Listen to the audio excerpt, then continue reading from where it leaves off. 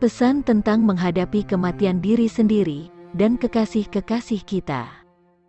Telah tentu bahwa manusia harus mati pada suatu waktu, termasuk kita. Manusia itu seperti uap, sebentar ada, sebentar sudah berangkat, dalam Yakobus pasal 4 ayat 14. Mengapa takut menghadapi kematian? Pertama, sebab tidak tahu.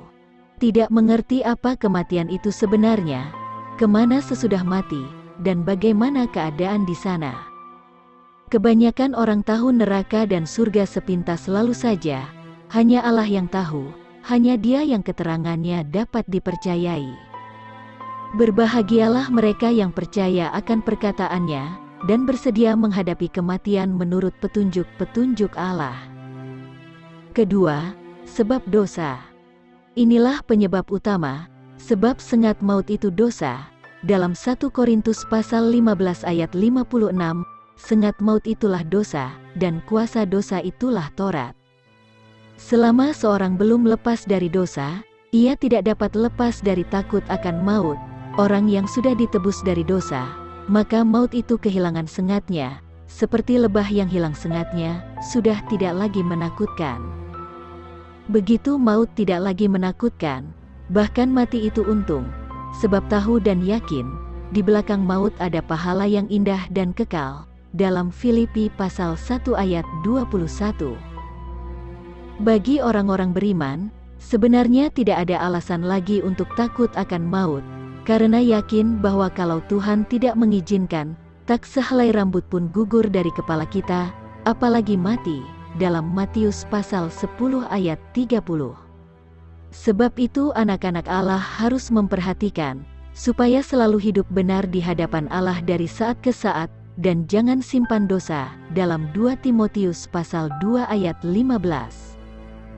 Anak-anak Allah harus belajar dari petunjuk-petunjuk Allah, yaitu firman Tuhan, sehingga mengerti tentang kematian dan kehidupan sesudah kematian, serta tidak mudah ditakut-takuti iblis dengan bayangan maut. Dalam Ibrani pasal 2 ayat 15. Bersedialah, sebab waktu seperti ini dapat datang dengan tiba-tiba. Bagaimana dengan menghadapi kematian kekasih-kekasih kita?